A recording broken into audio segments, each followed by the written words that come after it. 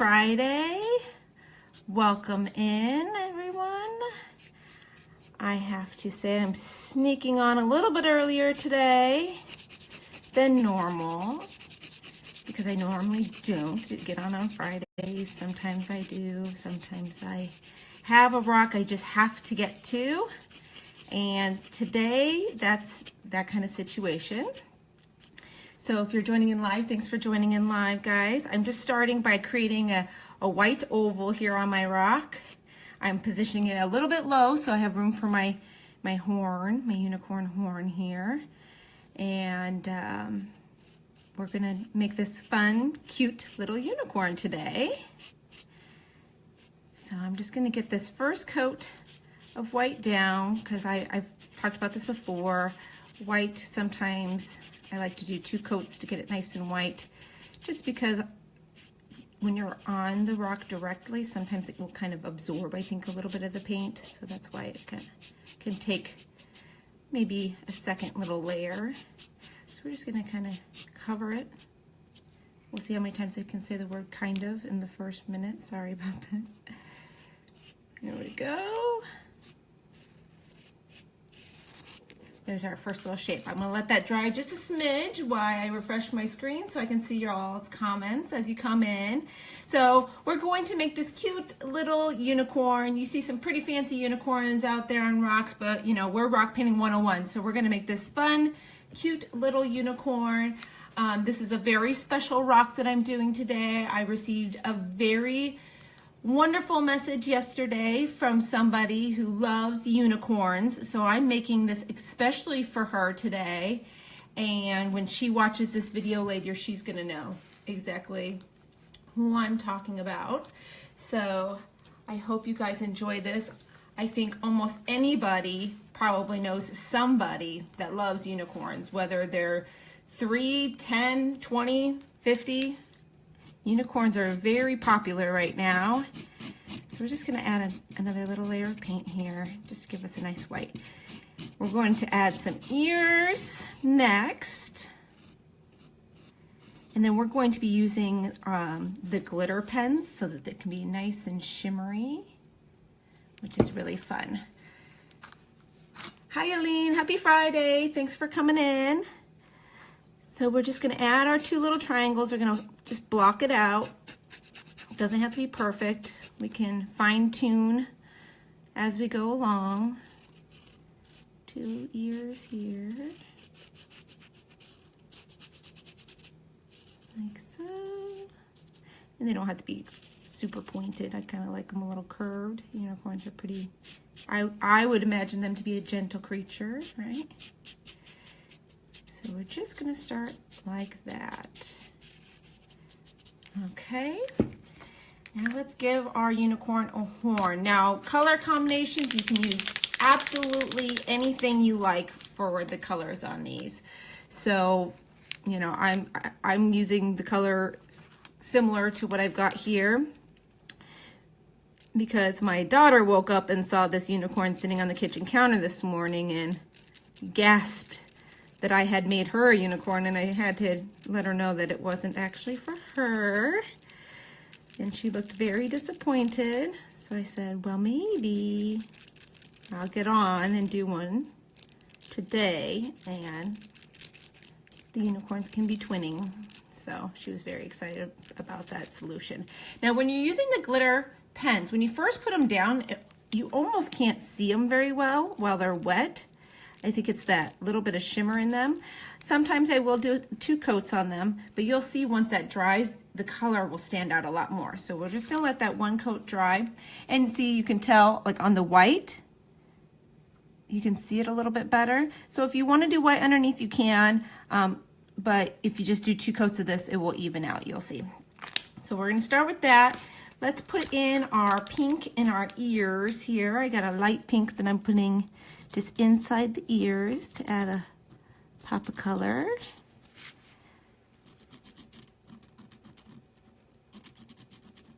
Here we go. And then we're going to do a few flowers Oh, I just had a bunch of comments show up. Sorry. Sometimes Facebook gets a little bit of a delay when the comments are coming in. So thanks for joining in. Hi, Heather. Hi, Sue. Oh, I'm glad you love this. I'm telling you, people love unicorns. I love unicorns too. There's a lot of fun unicorn stuff out there. So I'm sure you'll find somebody who will love to get this unicorn. Oh, let's put the center. Sorry, I want to put the center of my flower down first. So I just like to add these couple little flowers. You can do 2, 3, 4, however many. You could make a whole halo of flowers. This is just a starting point for you, just like always. Make it your own if you like, or you can try to do exactly the same if you're more comfortable with that. So we're just going to add our flower petals, work our way around, and then fill in our petals. And since we're going to outline everything in black when we're finished, you don't have to worry too much. You know, if you make a mistake, you can always fix that with your outlines when you're done. We'll do the other one purple. I think this one's going to be a little bit of a longer face than the first one, but that's okay.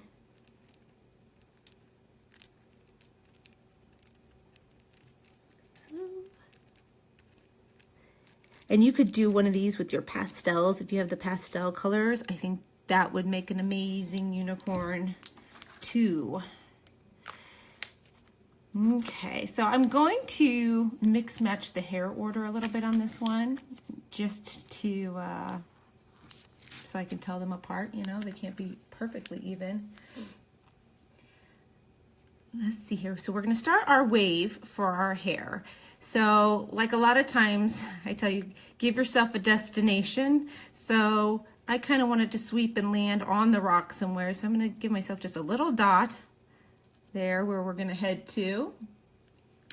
Aline, these are the glitter pens. I don't have the metallics and colors. The only metallics I have are silver and gold. I have seen comparisons between the two. There is a difference. It's kind of in the way that they shine. There's a little bit of a difference. They're both very pretty though. But these ones are the glitter. As soon as Amazon started selling the glitters, I got super excited because I have Amazon Prime, so I don't pay shipping, so it makes them usually cheaper than other online stores. Here we go. Now we're just going to do that same thing with all 3 colors. So I'm going to do purple. There's 2 different blues in this pack, and I'm not sure which one I used last time, so we'll see if this one matches. One's a little bit more teal, so I think this is the one that I used, and the other one's more of a blue. So just find a second point and kind of follow that same curve, and then have it meet at the tip here. And you'll see the same thing. Where you're on top of the white, it's a little bit darker right off the bat, but you can add a second coat, or you can block out the whole thing in white first if you prefer to do that. I don't know that I would know my shape right away doing it that way. Just like that. And then we're going to go add a pink. And since this is going to go right up against the pink, I think I'm going to do, excuse me, a light pink. I've got a little bit of a frog today. And here we go. That way, since it's right up against that flower, go all the way to that same point.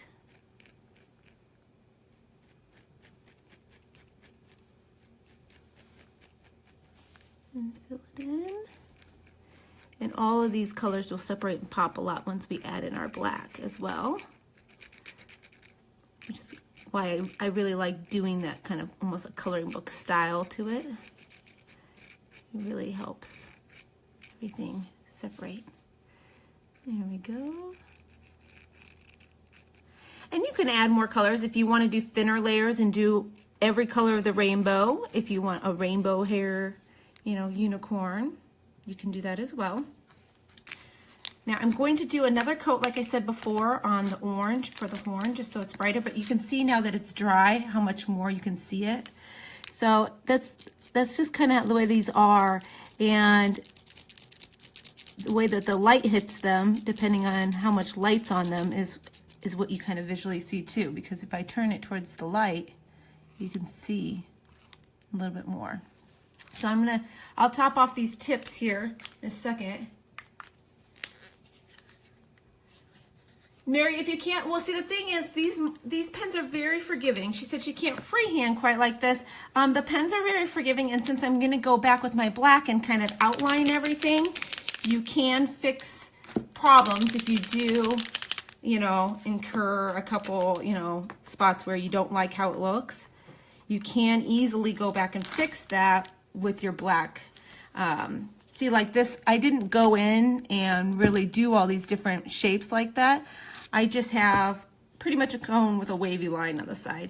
So to get that unicorn tip, all we're gonna do is make, I don't like them too pointy, kind of a rounded tip triangle, and you just want the right side to droop down a little bit further than the left side. And then you're basically doing sideways ovals, like so, all the way down. I usually, you know, make them a little bit bigger and a little bit bigger. And even with these black pens, if you do something that you don't like, you mess up, or you know, you want to fix your shape, like that kind of go, if you hit a bump, just get the outside to where you want it, and the orange can go right back over when you want to go in and fix. Okay, so nothing, you know, is set in stone. You can always go back and make adjustments.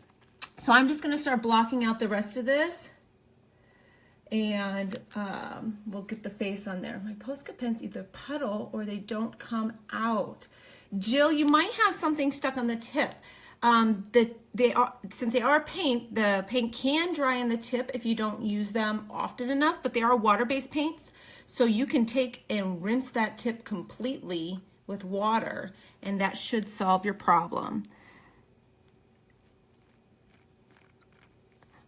If it doesn't, for some reason, let me know, and I can help you, you know,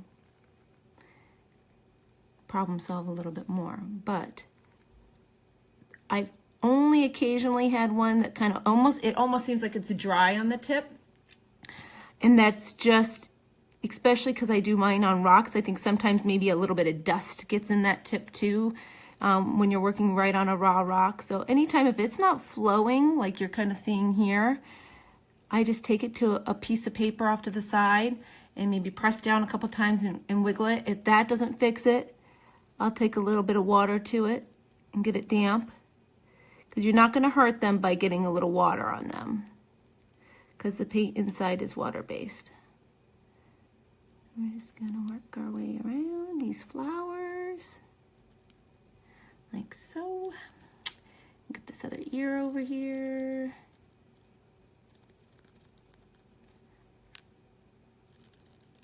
And like I always say when you guys are watching these videos, take your time. I'm working a little faster than I would at home.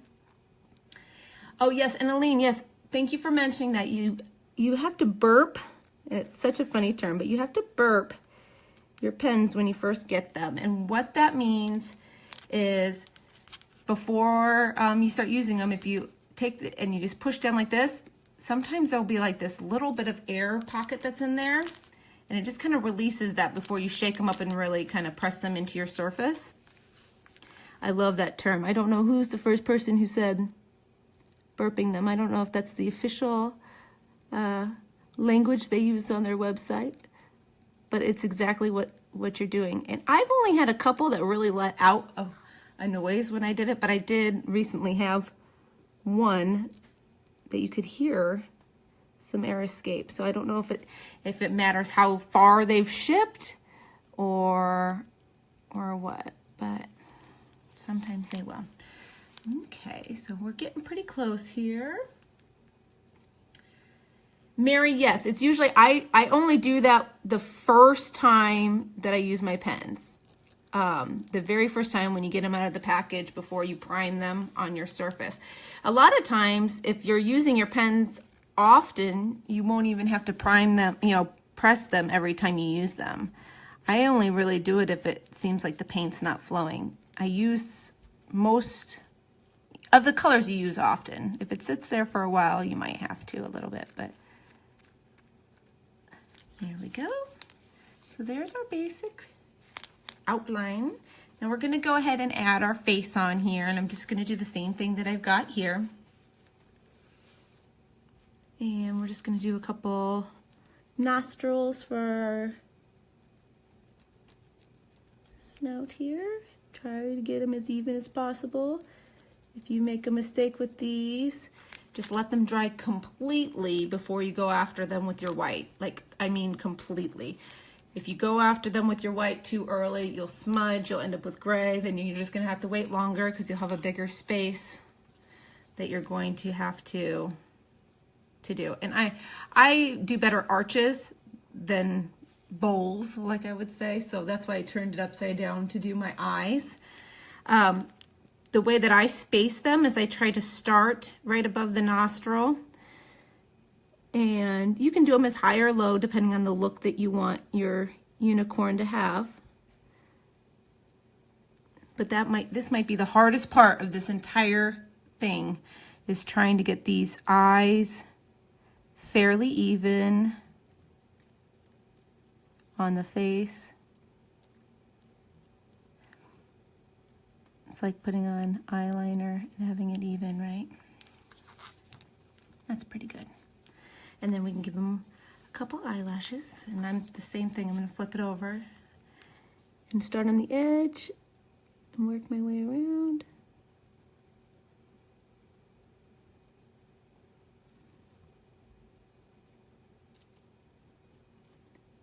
And she's going to be finished.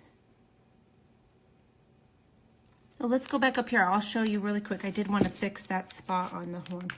So once your ink is dry, black is the one that you want to wait the longest on, because if you pull black into your color, then like I said, with the white, you'll be fixing it more. So it's better to just wait it out just a little bit. So this line got a little bit thick here. So now that it's dry, I can just go right over the top of it and bring that orange back out to that line. Just like that.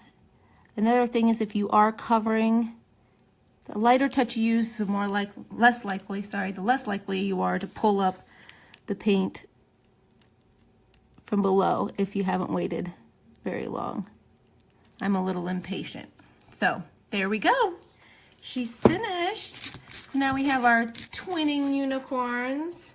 Not identical, but that's okay. They're never going to be alike. So I hope you try out this one and leave a picture in the comments. Feel free to share the video or tag people that are unicorn lovers in the video as well. And we will be back next week with more tutorials. And make sure that you share your rocks this weekend. We have a post that we share on Saturday mornings for you to share any rocks that you've been doing. Aline, I did a video where I get my rocks. I get them from landscaping places, because you can get big 5-gallon buckets for a lot less money than buying them at craft stores. So thanks everybody. Have a fantastic day. Bye.